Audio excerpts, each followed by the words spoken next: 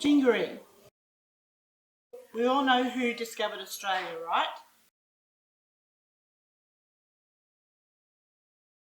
Really, before Captain Cook came to Australia, there were a group of people living on the land and looking after the land and just minding their own business, so to speak.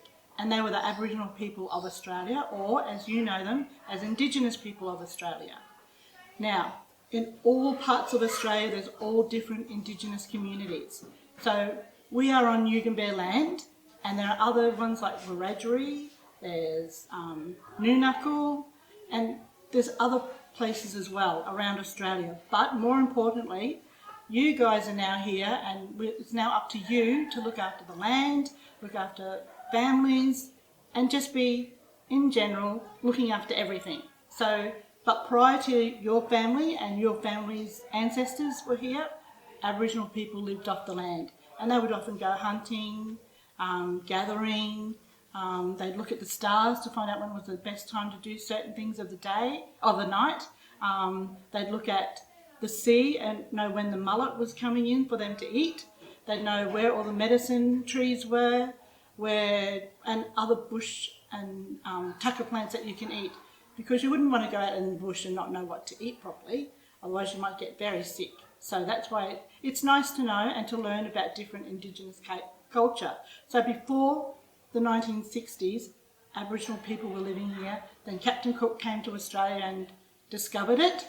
And we have, as Aboriginal people, we like to teach our children the story of how Australia was formed in a way. So, it's very interesting when you look at what's called a timeline. And a timeline is where you have a year. So in 1770 was when Captain Cook discovered Australia.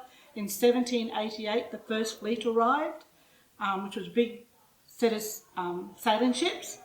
1901, which is a long time ago, the Commonwealth of Australia is formed. So that's when a whole group of people came together and they met in Canberra. Well, they met in Sydney and Melbourne, and that's when they formed Canberra as the capital of Australia. And it was very, very interesting because the people who did that, they were all men, which is just really strange that no women were asked to put in any information. But that's when Australia was first formed, and it was a very interesting day that day. I wasn't there, but I'm sure other people that were there, they really enjoyed it. And then in 1932, there was a group of people called Aboriginal activists, and they would actually form Aboriginal organisations around the countryside. The Australian Aboriginal League. Sounds like a rugby league team, doesn't it? But it really isn't. It's just the name of the organisation. Called for citizenship rights for Aboriginal people. Because with Aboriginal people, up until 1959, 1960s, or the 1967 referendum came in, but Aboriginal people were classed as flora and fauna. We didn't have a name, we weren't anything according to the Commonwealth government of the time. So that's really something that you might not have known. So everyone would have called my ancestors by our names, but we were known as flora and fauna. And we couldn't vote, we couldn't do anything, even though we were here first. But that's just the way it goes. We live with that, but we're making it better by having talks like this and talking about reconciliation and how everything works. And then in 1948, there was an act called the Commonwealth Nationality and Citizenship Act. Gives a category of Australian citizenship to all Australians, including Aboriginal and Torres Strait Islander people, for the first time. And that was in 1948. Now that's a long, long time ago. Maybe you can ask your parents or your grandparents about that and they can let you know more. And then in 1957, the first NAIDOC Week committee is formed. Now you guys all celebrate NAIDOC Week. It's a wonderful time of the year for us as Indigenous people or Aboriginal and Torres Strait Islander people to get out there and celebrate our culture.